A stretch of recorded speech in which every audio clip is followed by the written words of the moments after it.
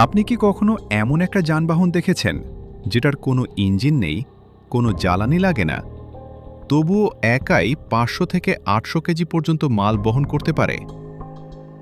শুনতে অবিশ্বাস্য লাগছে, তাই না? কিন্তু বাস্তবে এমন একটা জিনিস আছে, আর সেটার নাম চুকুডু। আজকের এই ভিডিওতে আপনি জানবেন আফ্রিকার এই অদ্ভুত কিন্তু অবিশ্বাস্য কার্যকর প্রযুক্তির গল্প, যেটা আধুনিক ট্রাককেও চ্যালেঞ্জ করে।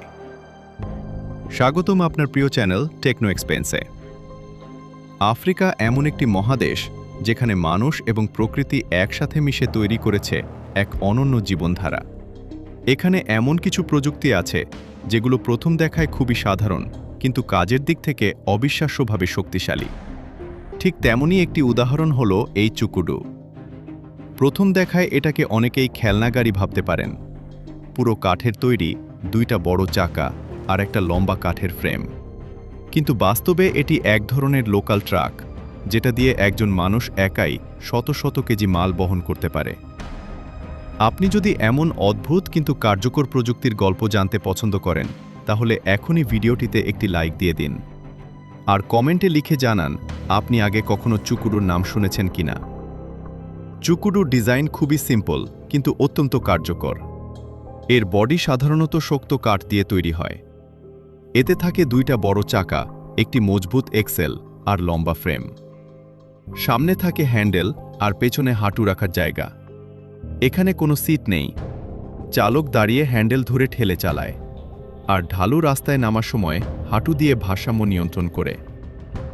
শুনতে কঠিন হলেও আফ্রিকার মানুষ বছরের পর বছর এইভাবেই এটি ব্যবহার করছে। চুকুডুর জন্ম হয়েছে আফ্রিকার দুর্গম এলাকায়, যেখানে রাস্তা এতটাই খারাপ যে সাধারণ গাড়ি চলতে পারে না। তখন মানুষের দরকার ছিল এমন কিছু যা সহজ, সস্তা এবং টেকসই। আর সেই প্রয়োজন থেকেই জন্ম এই চুকুডু। প্রথম দিকে এটি শুধুমাত্র ছোট কৃষিপণ্য পরিবহনের জন্য ব্যবহার হতো, কিন্তু সময়ের সাথে সাথে এটি বড় মাল বহনের প্রধান মাধ্যম হয়ে ওঠে। ভিডিওটা যদি এখন পর্যন্ত আপনার কাছে ইন্টারেস্টিং লাগে, তাহলে অবশ্যই সাবস্ক্রাইব করে রাখুন টেকনো এক্সপ্লেইনস, কারণ সামনে এমন আরও চমকপ্রদ ভিডিও আসছে। চুকুডু তৈরি করা নিজেই একটা শিল্প। লোকাল কারিগররা সম্পূর্ণ হাতের কাজ দিয়ে এটি তৈরি করে। প্রথমে বাছাই করা হয় শক্ত এবং শুকনো কাঠ, কারণ কাঠ যদি দুর্বল হয় তাহলে ভারী বোঝা বহন করতে পারবে না। এরপর তৈরি করা হয় চাকা। বড় কাঠ কেটে নিখুঁত গোলাকার চাকা বানানো হয়। চাকার মাপ ঠিক না হলে চালানো অসম্ভব হয়ে যাবে। তারপর আসে এক্সেল। সাধারণত লোহার রড বা পুরনো গাড়ির অংশ ব্যবহার করে এটি তৈরি করা হয়। এই এক্সেল দুইটি চাকাকে সংযুক্ত করে। এরপর তৈরি করা হয় মূল ফ্রেম, যেখানে মাল রাখা হয় সামনে হ্যান্ডেল আর পেছনে হাঁটু রাখার প্ল্যাটফর্ম। চুকুডুর ব্রেক সিস্টেম খুবই সাধারণ। এখানে কোনো ডিস্ক ব্রেক নেই। চালক পা দিয়ে বা কাঠের ব্লক দিয়ে চাকা থামায়।